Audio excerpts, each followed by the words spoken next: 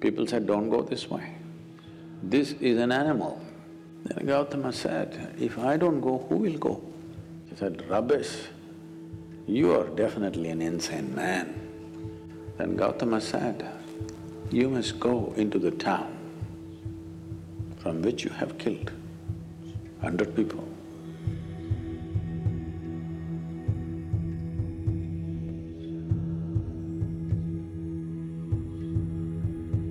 It happened that there was a man, his original name we forget. The name that people gave to him is Angulimala.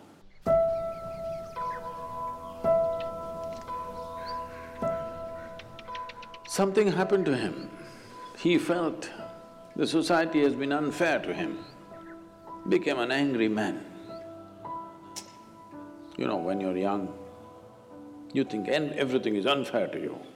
So he became very angry with the society and he took a vow, this town which has been unfair to him, he is going to kill 101 people. 101 people he will kill and he will cut each one of their thumb and wear it as a rosary around his neck, a garland of fingers or thumbs. So he went about doing this. People were terrified to go this way. He is housed in a jungle, but this is the pathway to go to many other places. People got killed. Over a few years, he killed 100 people. He just wants one more to satisfy his lust.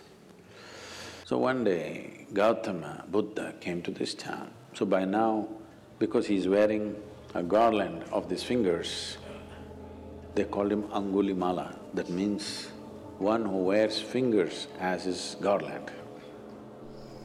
He just needs one more finger for him to complete his vow.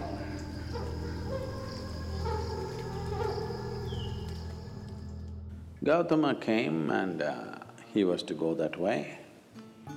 People said, don't go this way. This is an animal. This is not a man. This is not somebody you can go and give teaching or make him meditative. Just don't go because just one more life he wants, we don't want yours to be that one. Then Gautama said, if I don't go, who will go? And he will remain unfulfilled. He just needs one more finger. If I do not go, who else will go? Let me go. So he went. Angulimala was sitting on a rock. He saw this monk coming quietly. By now, he's enjoying his reputation. People are terrified of him, he likes it. Just the mention of his name, people tremble. He's beginning to enjoy it. So, sitting there on the rock, he rode just to make this monk know that I am here and this is your end coming. Gautama looked at him, kept walking with a smile on his face quietly. He didn't like this. Usually, when they see him or when they hear him, people run helter-skelter, wanting to save their lives. He likes that. This man is just walking. He didn't like it. He jumped off the rock and came and stood in front of him. Said, who the hell are you? And, do you know who I am? He showed his mala, all fingers.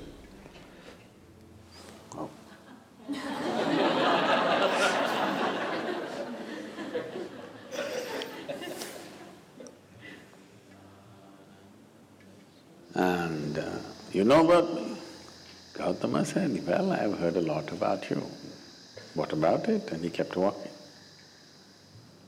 Where do you think you're going? You still going when I'm talking to you? Gautama said, I stopped going long time ago. My going stopped long time ago. I have arrived. You're the one who trying to go somewhere. Then Angulimala laughed. He said, rubbish. You are definitely an insane man. I am standing still, you say I am going. You are walking and you say you are not going. What's wrong with you? He said, no, I have arrived long time ago. I am not going anywhere. You are the one who is trying to go somewhere. But you don't know how to go there. You want my finger? Or you want my neck? Hang my head as a pendant, as a pendant. You got fingers, you can hang my head. Now it'll be a good pendant for the necklace. Because I'm done, I've arrived. It doesn't matter whether I'm physically here or not. You can do what you want. See, the pleasure of this killing is only when you're terrified and you don't want to die. When someone wants to die and they don't care, what's the use of killing this guy? And it looks like even if you kill this guy, your lust for 101 lives will not be fulfilled because this guy doesn't give you the pleasure. Then he said, wait, you tell me, what is this about? You're moving and you're saying you have arrived and you're not moving. I am not moving and you say I'm moving.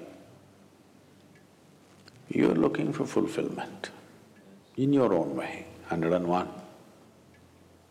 I'm fulfilled, that's a big difference. And you can take my life. If you think you're going to be fulfilled, do it. Because this is my work, to fulfill people. If it's going to happen so easy that without a teaching, just by slashing my throat, you're going to be fulfilled, just do it, what's the problem? Now Angulimala became his star disciple.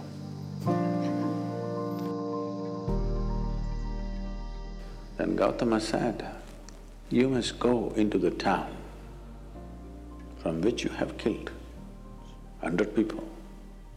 In a small town, 100 people means almost every family has lost somebody to this man. So he made him into a monk. Gautama's monks were called bhikkhus. Bhikkhus means beggars, literally. So he gave him an yellow cloth and a begging bowl. He said, go, look for some food in the town.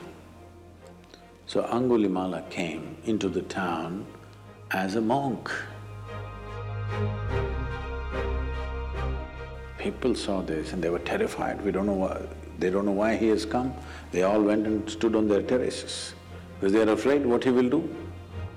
Then when they saw he's become tamed, he's not the same fierce man, then they started throwing stones at him because each family has lost somebody to him. So he continued, stones hit him, he was bleeding all over. Then when it became, stone throwing became a little in excess. And Gautama came in, asked the people to stop and said, this is not the same man. This man is an extension of me. You're throwing stones at me. Just stop. There's no point killing this man because this man in a very hard way has come to realization. You can't waste this man now by killing him. And Angulimala became, as I said, a star disciple, went all over the country spreading Buddha's way of teaching, living and knowing. So it doesn't matter what kind of fulfillment you're looking for.